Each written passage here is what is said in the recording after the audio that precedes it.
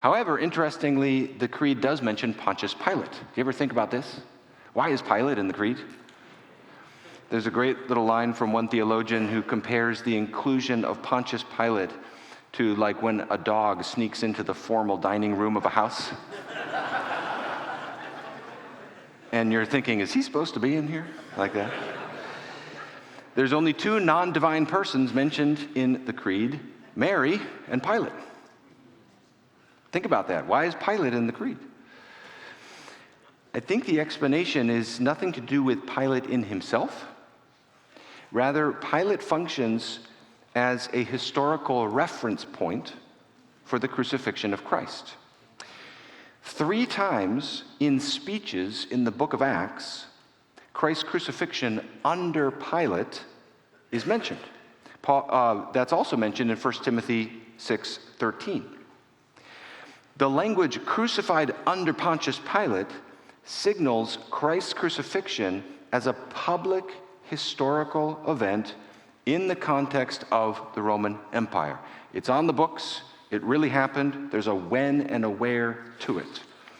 And in that way, the Creed highlights the historical particularity of the gospel.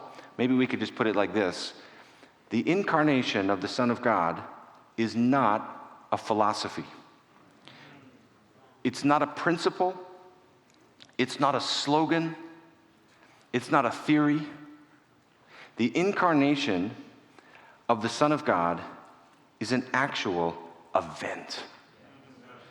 It happened in this world. The same thing is signified by the phrase "on the third day," which will come up in a moment. There is a when and a where to the incarnate work of the Son of God.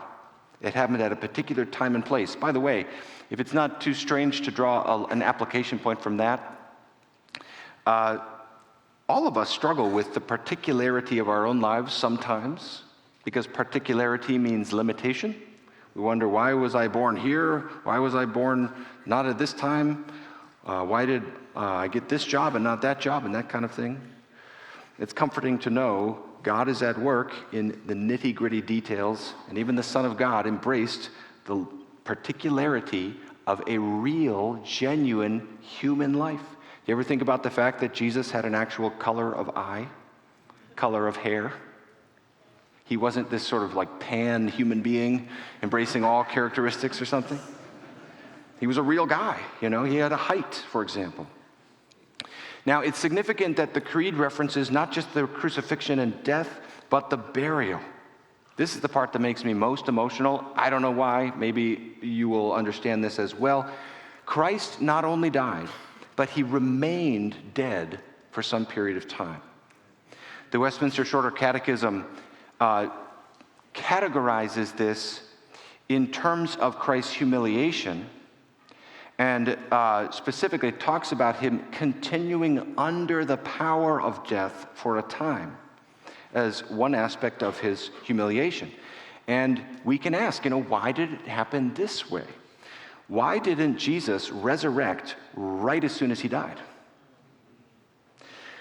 Right there for public vindication.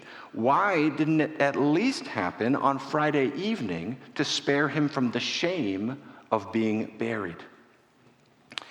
I think we can say this: the burial of Christ highlights his full solidarity with us from womb to tomb. Here's from Gregory of Nyssa. Quote, "He who had determined once for all to share the nature of man must pass through all the peculiar conditions of that nature. Seeing then that the life of man is determined between 2 boundaries, had he, after having passed the one, not touched the other one that follows, his proposed design would have remained only half fulfilled from his not having touched that second condition of our nature." End quote. The 2 boundaries he's talking about there are birth and death, the beginning and end of a typical human life. And the point is that Christ passed through it all, not only dying, but entering into the state of death in order to bring us unto salvation. A parenthetical way to put it, just how else do we say it than just this? Jesus is the perfect Savior. Anything that we need, he has done to bring us a full salvation.